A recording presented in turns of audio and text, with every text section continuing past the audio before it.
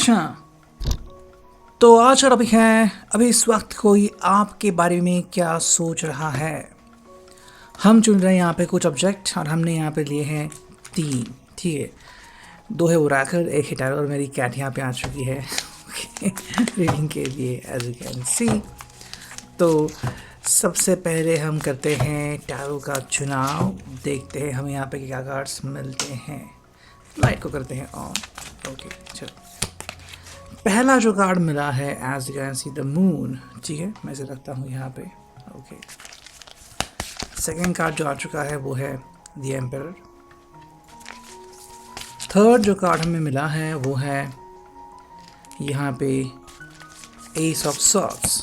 फिर मिला है यहाँ पे हमें 9 ऑफ पेंटिकल्स एंड मिल चुका है यहाँ पे हमें 3 ऑफ वॉन्ड्स का कार्ड।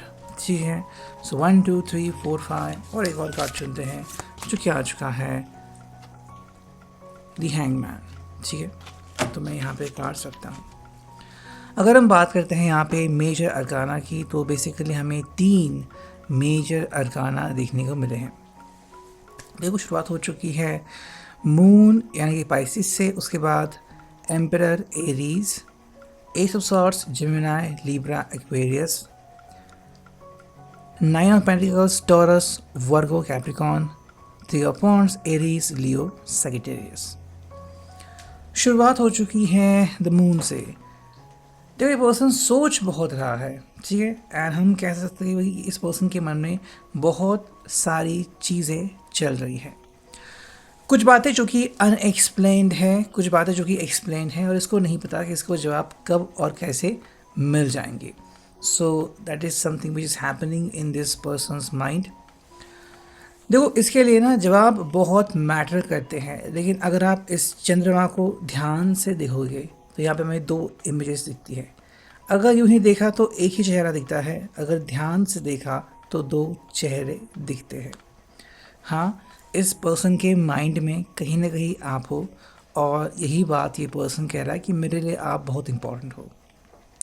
एंड इनकी जो सोच है ना वो बढ़ती जा रही है, वो कम नहीं हो रही है।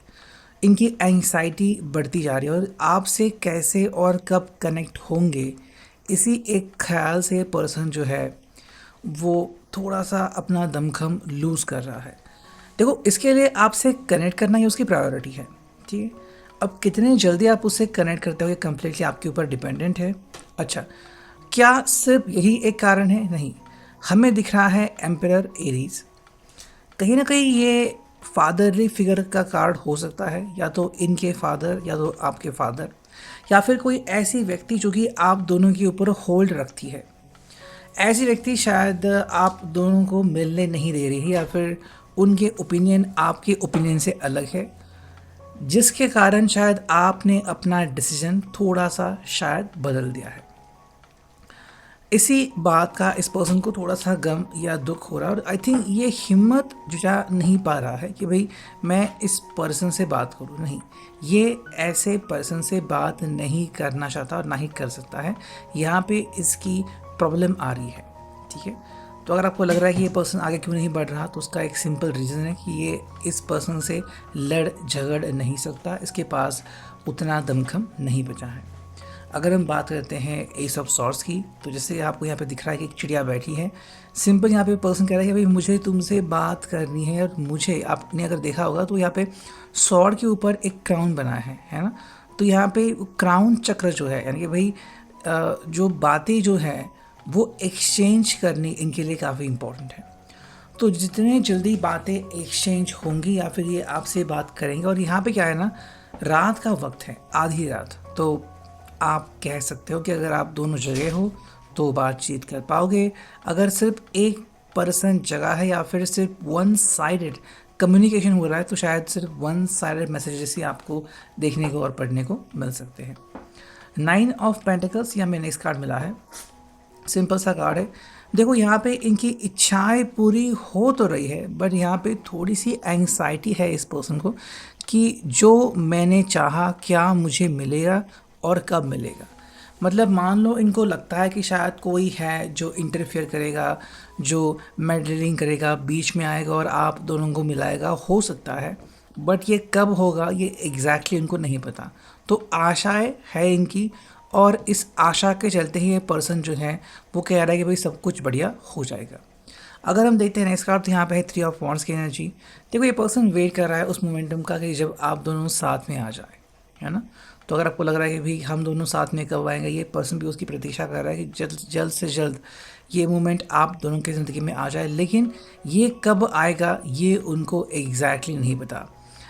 जैसा कि आपको यहाँ पे कैरेक्टर दिख रहा है जो कि कहीं दूर देख रहा है, जहाँ पे परछाई भी नहीं दिख रही, तो इनको नहीं पता कि आने वाला भविष्य जो है वो कितना समय लेने वाला है।